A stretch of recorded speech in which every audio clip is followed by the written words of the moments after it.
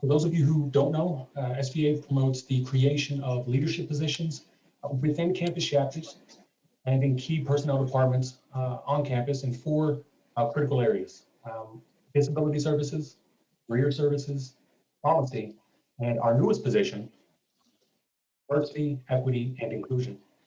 These programs ensure that veterans are included in relevant spaces and conversations around campus. It includes SVA headquarters, position-specific curriculum and training, and collaboration with campus personnel within each respective department. Liaisons are important because they can shift cultural norms in the student veteran community and on campus in order to cultivate cultural awareness in both spaces. They also serve as trusted leaders and role models. So we are incredibly fortunate to have with us today representatives from three of those programs that we offer: disability services, career services, and policy. The panel will share their experiences and discuss the important role these liaison programs play within the chapter and on campus. I also like to let the audience know that there will be a dedicated Q&A session towards the end of the discussion. So if you have anything that you would like to ask during the chat, just put it in the Ask a Question bar below the video.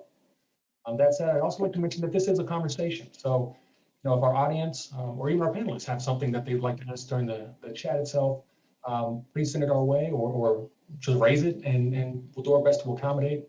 I'd rather not sit up here and just ask questions the entire time, so we'll play that by ear, but hopefully we get to engage and have some organic information and topics. So, all that said, we have a lot to cover today. So we are fortunate to have three experts with us from the current liaison programs. First, representing disability and career services, we have Denny Cosmo. He's the director of the Joseph A. Marshall Veterans Center at Bristol Community College.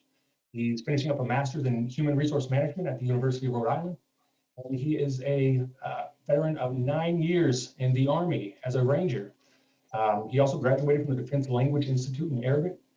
And this is his third NatCon, so he's also a veteran of the NatCon experience. So we are thrilled to have Denny with us today. Representing career services, we have Lisa Witt. She is the Assistant Director and Career Advisor at the University of Dayton. She is an Air Force veteran of 22 years. She has a Master's in Education and Community Counseling from Dayton, as well as a Bachelor's in Aerospace Engineering from Cincinnati. So probably the smartest person in the room. That's pretty incredible. And then last but not least, somebody that I know very well, our policy liaison representative, Candace Terry. She's the Director of Governmental Affairs at the South Carolina Department of Veteran Affairs. She served 8 years in the Navy as a Russian and Persian Farsi cryptolinguist. She's got a Bachelor's in Russian Studies and a Master's of Social Work from the University of South Carolina. She also sits on the board and is a founding member of the nonprofit organization South Carolina Veterans Higher Education Group. Has some pretty intense credentials here. So I'm super excited to have all of you with us today and talking about something that's so important to student veterans across the country.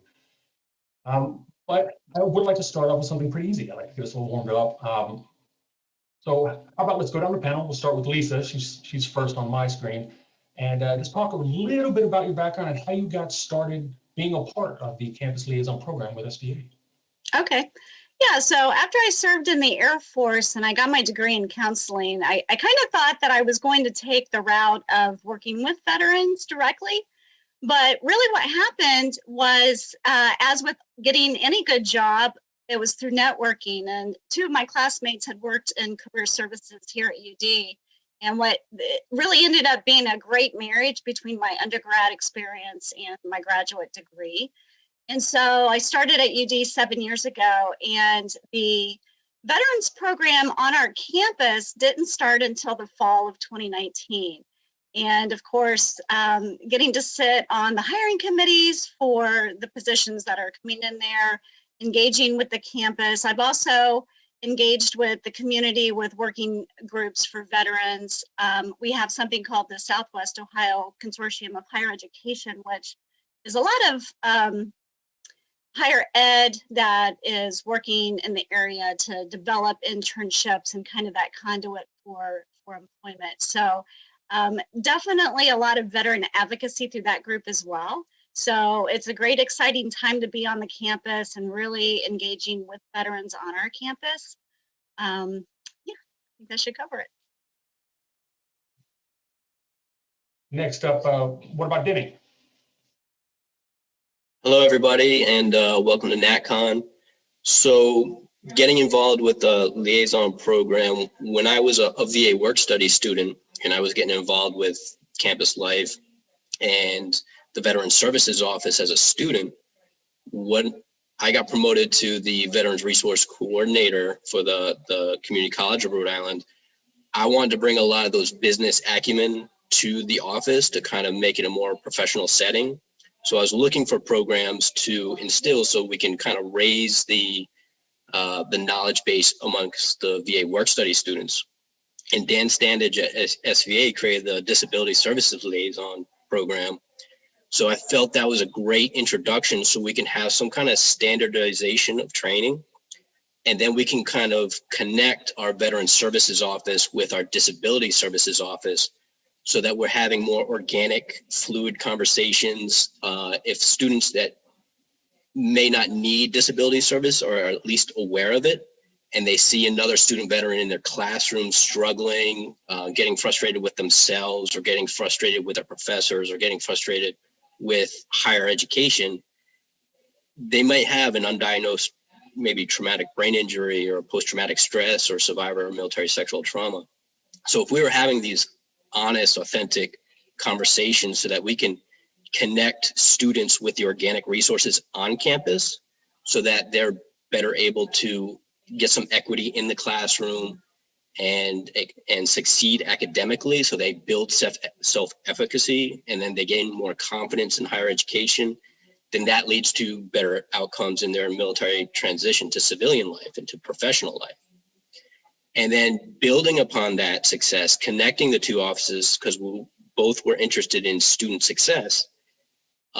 My business education, I wanted to connect with the Career Services Office because their intent was to get students educated and into internships and into gainful employment after graduation. So that whole continuum of student success.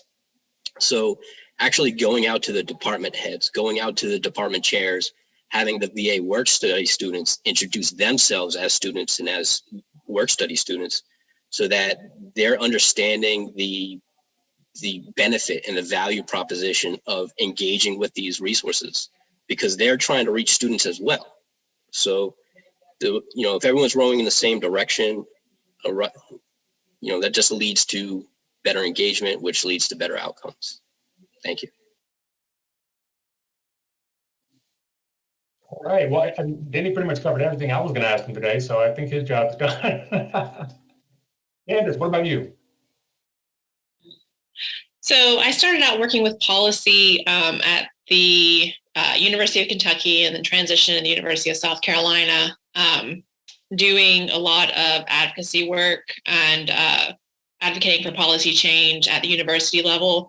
That experience with my master's in social work kind of translated into what I needed to get into this job as governmental affairs liaison, working to directly lobby for policy change at the state level. So that's pretty much how I ended up here. And, I had the bare minimum requirements I needed for the job, but it was a lot of my networking and the good word that was sent on my behalf is what got me into this position so that I can do this as a profession, kind of translating from, volunteer work into career.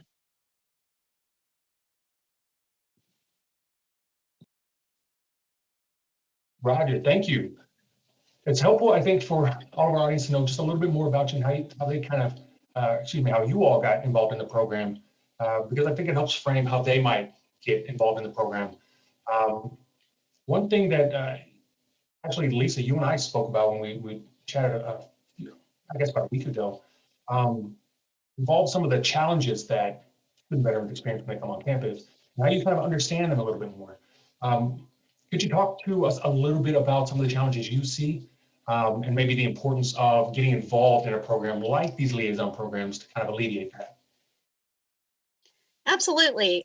So the things that we talked about in terms of what I see with student veterans, and I'll keep it on the career part since that's my background and kind of what I'm, the space I'm coming from, is four main areas that I see. One has to do with what's happening on campus. You know, sometimes there's that disconnect between the veteran and the traditional student where, you know, you've had all this experience and the students who are in the classroom, you know, might be very politically motivated, you know, inexperienced. And so I see some of that disconnect. And sometimes that translates into not getting as engaged on campus.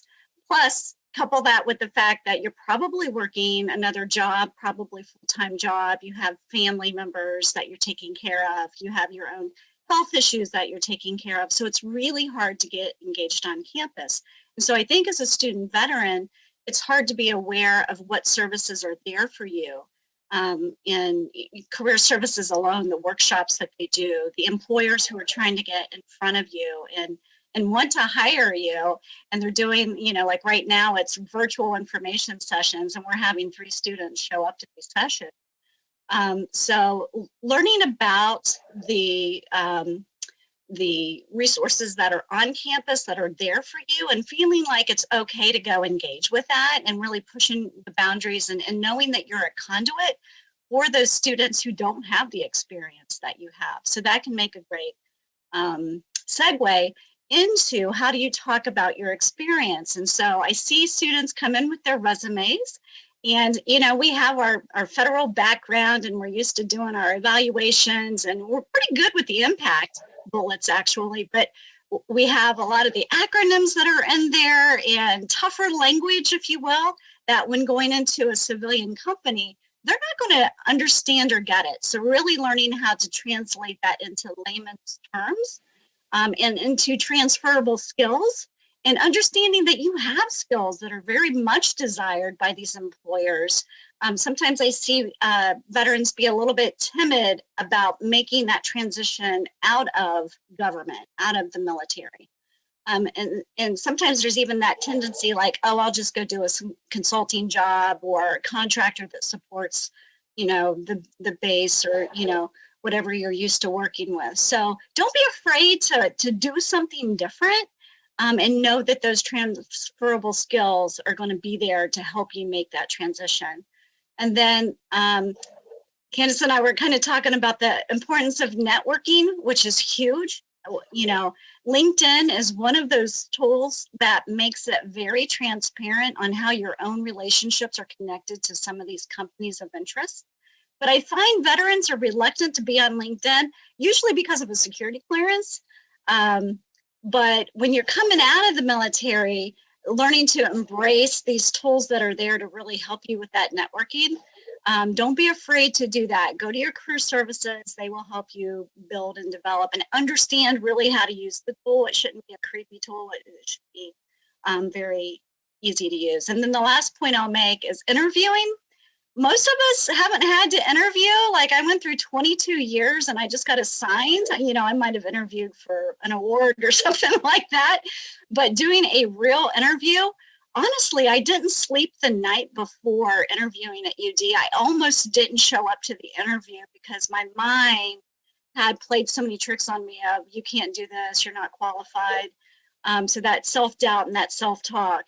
So really getting over that, practicing interviewing, knowing that there's tools in your career services, you can do practice mock interviews with them. There's a tool called Big Interview, so hopefully most of the campuses have those. But really getting out there and practicing that before it's the real show time would be my recommendations. Thanks. Thank you. I'd like Oh, sorry, go ahead, Judy. I'd like to roll off on one thing that Lisa said about translating those skills. And as a liaison working with career services, it's not just, you know, helping the students translate their skills. It's also liaising with the faculty and staff in the career services so that they're better able to communicate with non-traditional students, because they're used to dealing with 18, 19, 20-year-old kids coming out of high school, going into careers for the first time.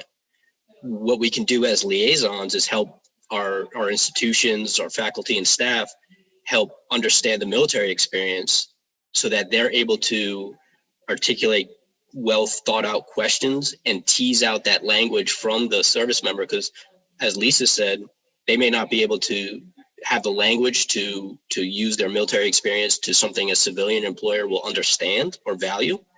So as liaisons, the more we work with our policy departments, our career services or disability services offices, we're helping them communicate better to student veterans with certain,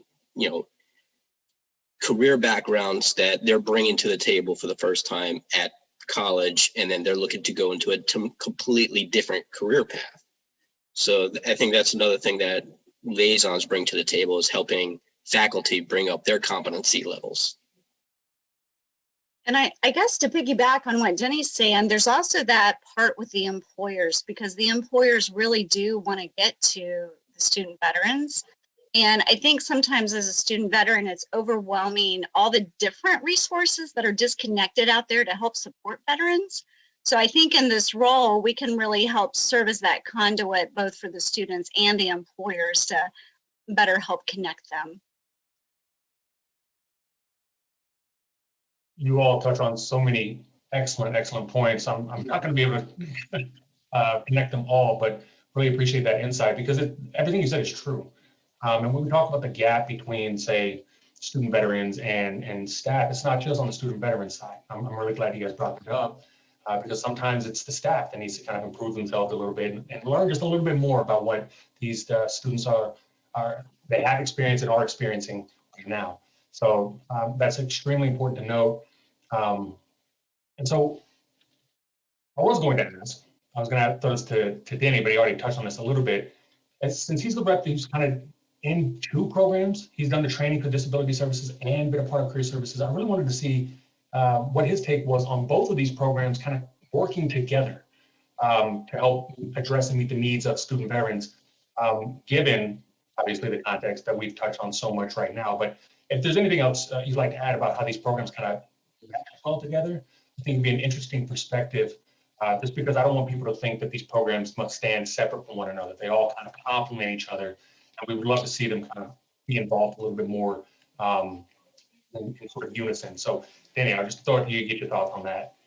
Yeah, so I don't think anyone doubts that a college or an institution is there to develop student success, because if a student doesn't graduate, that's a failure on the college. If a student graduates and doesn't get gainful employment, that's a failure. That's an indictment on the college. So the entire institution is designed for successful outcomes. And we have Chapter 31 VR&E, and we have Chapter 33 post 9/11 GI Bill.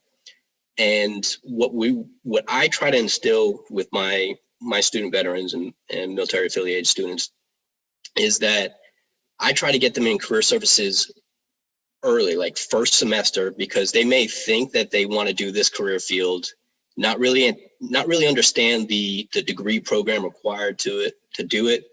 It's kind of bringing that military training mentality to an institution of higher learning, which has an education mentality to it.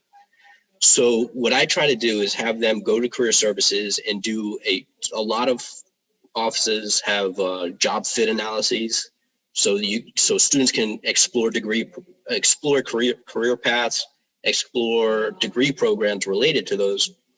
That way, I'm giving the military affiliated students some kind of light at the end of the tunnel, because they may think they want to do this, but because of their individual personalities, because of their character, they may be introduced to two other careers they never even knew existed, or they never thought that they would be good at and they would thrive in. And then career services can do market analysis to see if this career is going to be growing in 2025, 2026, or if this career path is shrinking. So now the student as a consumer has more information as to, all right, I never thought about this career, but it seems to resonate with me as a whole person. And now I got these two careers, and I can make a lot more money in this career than in this career. So now it's giving that student some feeling of empowerment, some feeling of kind of that there is a goal. Because some student veterans, they come in and they do general studies and they're just trying to figure it out and navigate. They may switch degree programs 2 or 3 times, and then they lose their GI Bill benefits, and then towards the end of their degree program, they're running out of GI Bill eligibility. So getting them in career services first and foremost is usually overlooked. And then once they're in a degree program that they know that they want to be in, using disability services so that they're getting some kind of equity in the classroom. So it takes, and I think Jared Line kind of speaks on this sometimes, it could take up to 8 years for a veteran to approach the VA healthcare system if they have untreated post-traumatic stress or a traumatic brain injury. So there's a long gap between when a veteran enters the VA healthcare system and when they get out of the military. But there's a very short gap from when they get out of the military and get into higher education, because that's just a natural progression. I'm going to get out, I'm going to use my GI Bill and go to school. So they could be going to a 2-year associate's degree or a 4-year degree with undiagnosed post-traumatic stress or traumatic brain injury or survivor of military sexual trauma. And they're getting frustrated because they've been out of high school they've been out of academic setting for years, and they're just getting thrown back into it. They're just kind of putting their nose to the grindstone and kind of trudging through it, using that military grit and kind of mentality to get through it. And they're inducing a lot of stresses upon themselves when there's a lot of resources on campus designed to alleviate those stresses. So if they get into VA healthcare sooner, they have a diagnosis, then they can go to disability services office, and they can get accommodations for extra time to take a test. So there's less anxiety for that preparation. Help with note taking if they have a hearing disability, or they're just not assimilating the information as fast as they think they should be, so that they have kind of lower self-esteem or lower self-efficacy, and they're just kind of struggling, fighting uphill, and they don't even know that they have a learning disability that's undiagnosed. And on the flip side of that, disability services, they're used to dealing with students that have cognitive learning disabilities from childhood. So the student had their parents take them through K through 12, and now they're in college. So they're known to the system. They know how to navigate the system. For the most part, military veterans were healthy, cognitively functioning prior to get in, or else they wouldn't be eligible for military service. And then through the impacts that military service has and the trauma that they face, they are now have a kind of learning handicap that they're bringing to the table, and they don't even know it. So making sure that the students are aware to go to the VA healthcare system, possibly get a diagnosis, and then use that to disability services, so that there's this wholehearted effort to make sure that that student has every resource available so that they could be successful in the career or degree program that they choose. That's an excellent point. And, the bottom line is SVA has done plenty of research on their own too, but time after time we see that student veterans flourish when given the full opportunity that they deserve, and they've certainly earned through their service and with their education benefits. So when given the chance and sort of a level playing field, so to speak, they absolutely perform incredibly well. Somebody that I know on this panel in Candace is somebody who exemplifies that. So it's a slightly different perspective, and I want to get back to one of the issues you raised a moment ago, Jenny. But I do want to go over to Candace for a second to talk to her a little bit about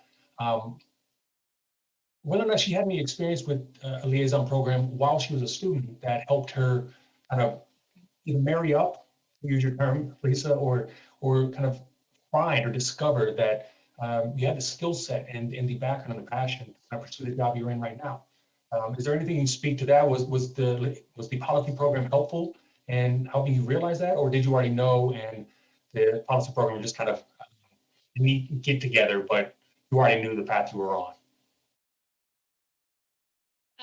I would have to say that I was already on the path, and then the policy liaison program is what came along to kind of give me that boost I needed to take it to the next level. So whenever I got to the University of South Carolina, one of the things that became very apparent very early on was that there was a great need for policy change at the university in regards to veterans benefits, not veterans benefits, but veterans programming on the campus. There largely wasn't any. And one of the things that I felt was most needed was a full-time staff member, not just process benefits, but someone to act as the sounding board to the administration on behalf of veterans that was an employee there that had that authority to speak and kind of make change. So, and then the next thing that I really felt was needed was kind of a one-stop shop, this lounge that co-located all of the different services that veterans needed on campus.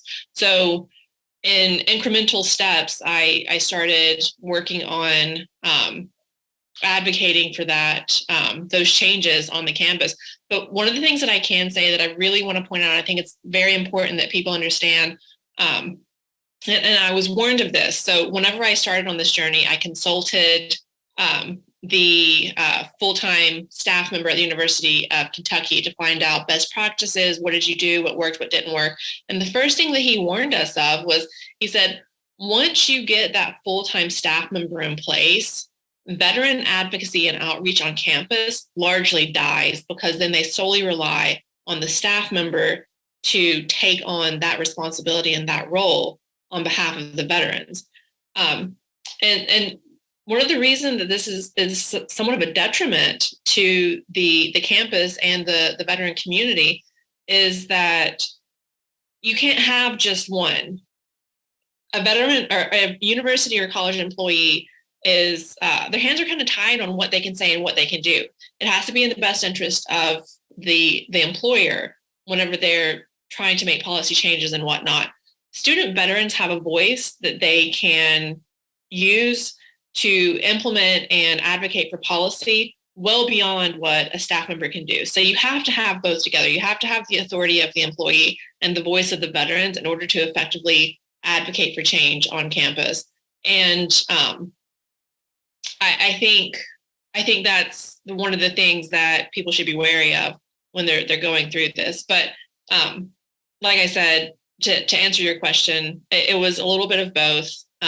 I knew the path that I was on, and then it was mostly at the campus level that I was advocating for policy changes very effectively. I'm very proud of the work that I was able to get done with a great team, some of which who are watching. But I will say the policy liaison program is what gave me that stepping stone to get into starting to look at national level policy that affected veterans. And I'll leave it there.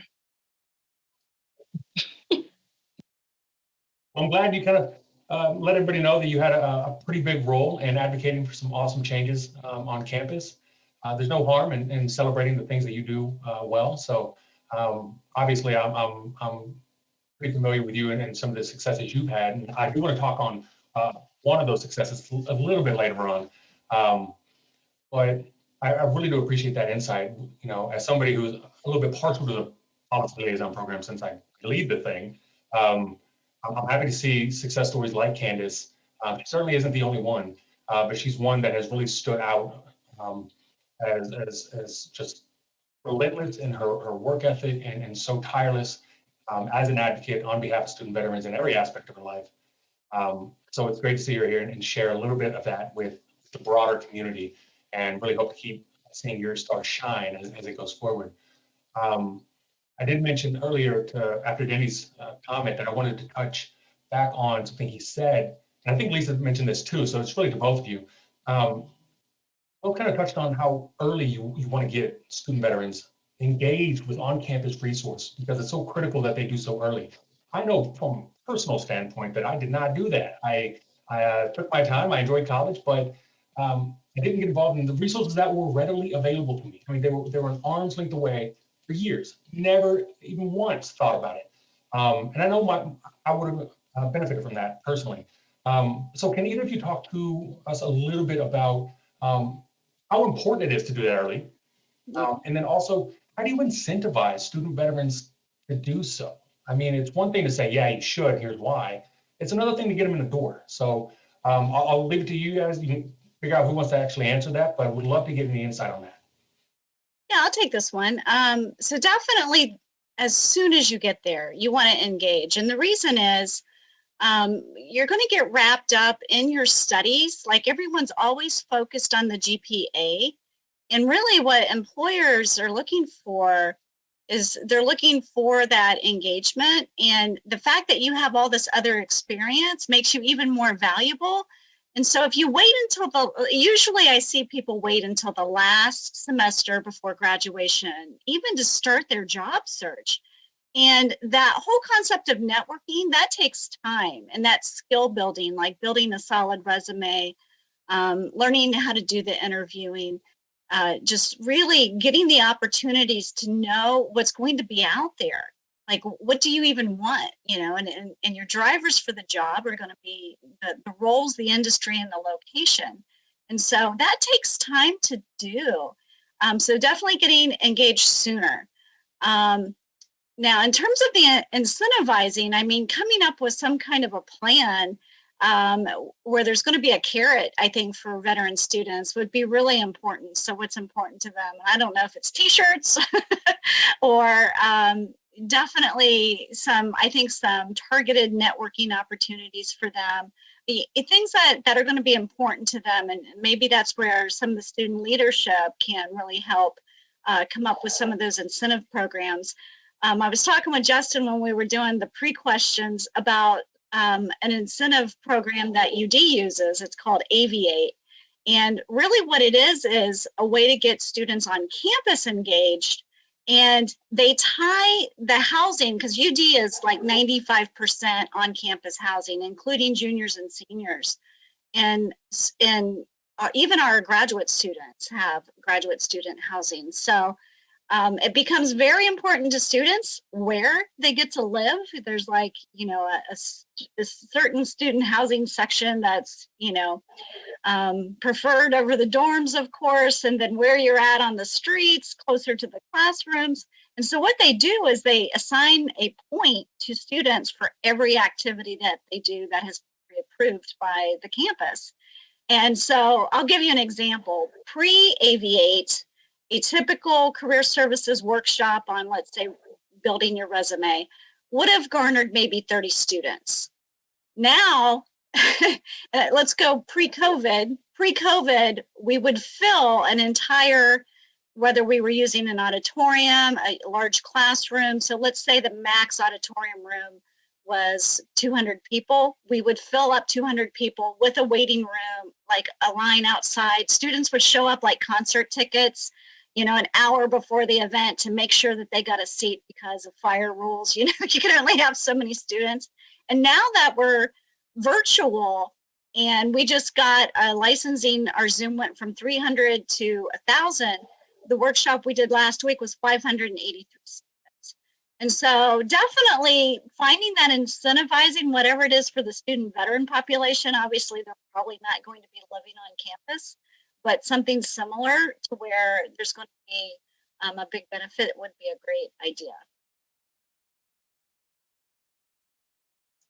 David, did you have anything you'd like to add? Yeah, I didn't know if you actually wanted to say what I think you submitted in the chat over here. Yeah, sorry, Lisa, I got distracted with the chat. I was just answering a question for Marcy Davis. What do you suggest to do when the university pushes to go back to one-stop platform? And if the university doesn't give the full-time staff member any real authority to make change. I guess I didn't really answer your question, but always continue to advocate. Find the directors, department chairs that are willing to listen, and maybe Candace would probably be a better person to answer for that, and just seeking those allies. I'll pass it over to Candace. Awesome, thank you. So here's what I would recommend. First of all, no one individual is ever going to have the authority to make changes on campus. So even when you get that full-time employee, the most that you can expect that employee to do is start building relationships within the university to advocate on your behalf to make those changes. So don't put too much pressure on a full-time employee. They're there to advocate for you and be that voice, because they can speak from a position of authority. Whereas student veterans, we largely don't have that authority backing us up. We're coming from a place of advocacy and as a student. So just being in that student position, you lack the authority that a full-time employee is going to have with their position at the university. The next thing that I would say, the way that we got this is a lot of what Denny said was finding your allies. I call them your champions because I'm a fan of Alice in Wonderland. So I say find your champion. For us, our biggest champion it was an architect at the university who was the person that held space. Talk to the people that own the spaces, because a lot of times you're going to have empty space that's not being used on campus. And you can say, hey, this is, the space isn't being used. Can we have it? No. Okay. Is this space also? Just, you got to keep pushing. You got to keep trying, and you got to talk to people and get the information you need so that you can use that when you go to the negotiating table. Candace, do you have any success with the Alumni Association or trying to get alumni to kind of advocate for Veterans on Purpose, or any experience with that? So the veteran movement at the University of South Carolina is very young. So it took literally 4 years for us to get our one-stop shop, and it happened after I graduated the university. We have what we call the Veterans Alumni Council at the Alumni Association, which consists of all of the same players that are part of SVA. So for us, it's a lot of the same people advocating for the same things, just from different angles.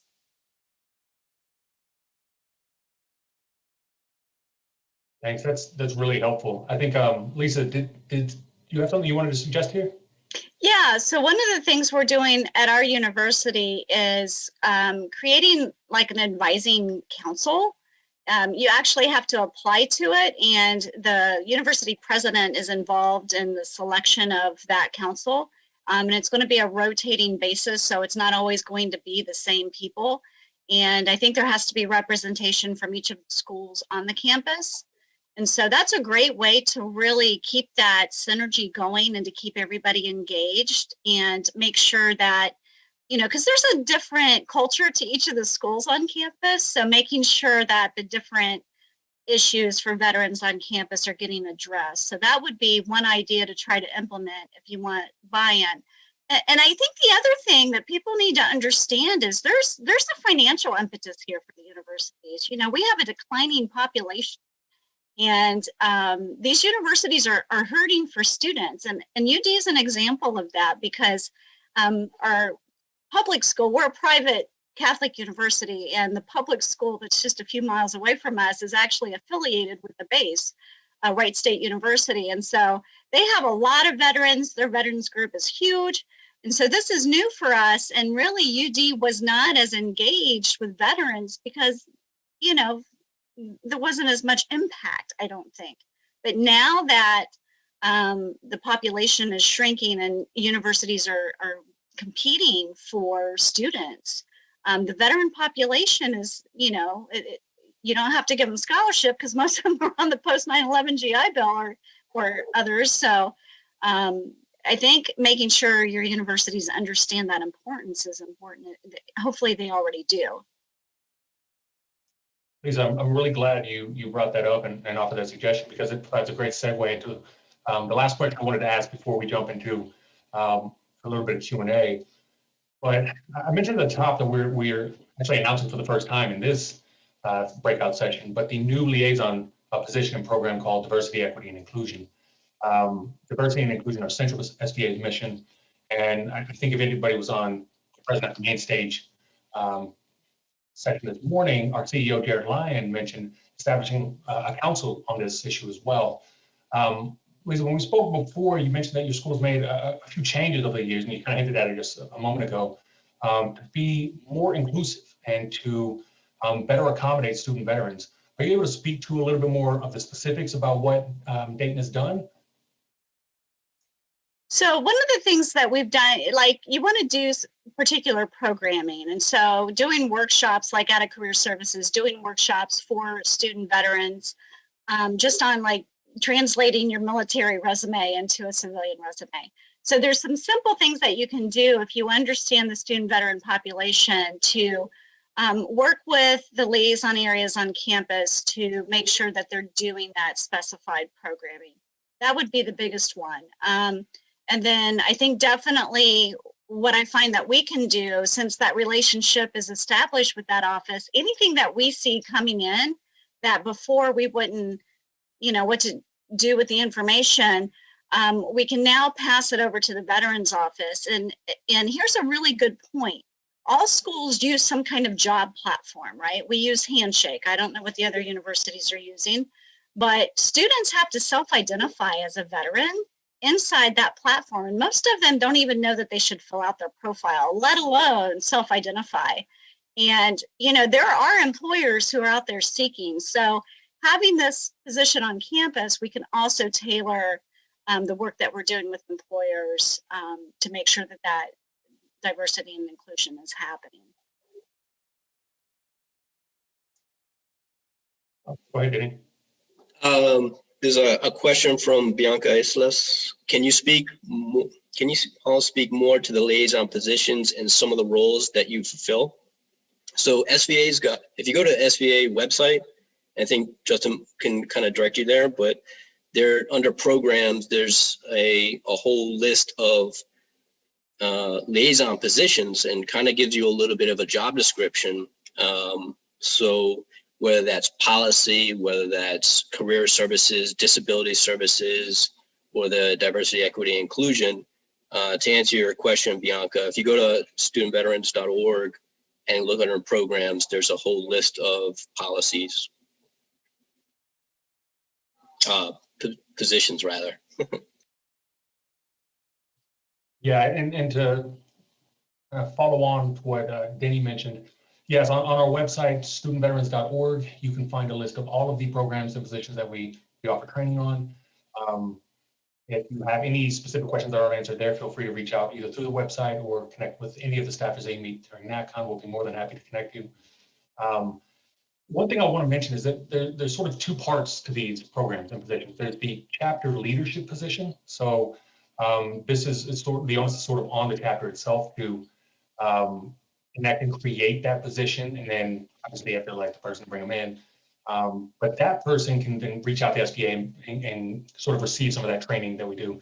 The other side of that are the staff or the administration or the authority figures on campus can also take that training. They can also be a part of that and serve as a resource for student veterans, whether or not they're involved in the chapter. So I just wanted to highlight there are two components to this. A lot of what we look for and hope to do is motivate student veterans themselves to kind of create this and pursue these goals. But we also want to encourage and welcome the administrative officials that do this, because as we mentioned at the top, and I think it was from Denny too, there is that gap sometimes between student veterans and staff. But closing it on both sides is really how we get to a stronger connection, a stronger middle. So just wanted to point that out as well. We are just about out of time. I have one last question for you all. I don't see any other questions in the chat right now.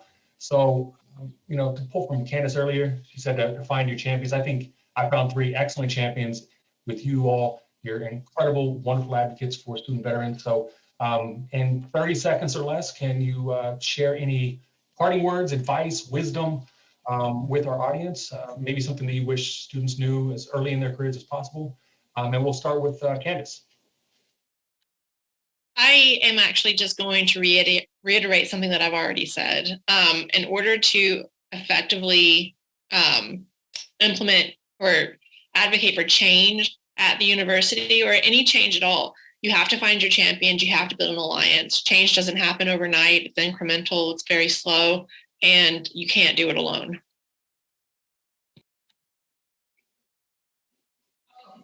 Danny, go ahead. So one of the things I always tell people, like, this is the beginning of a conversation. It's not the entire conversation. So go back to your chapter leaders, go back to your campuses, and continue this effort. Just like Candace said, find those champions and continue the work. It's not going to be done for you. You guys have to be advocates for yourself. So this is the start of a conversation. It's not the entire conversation. My parting words would be communication is so important, and having a common language, making sure people understand what the challenges are, and being able to communicate that in a way so everyone can come to the table is really important.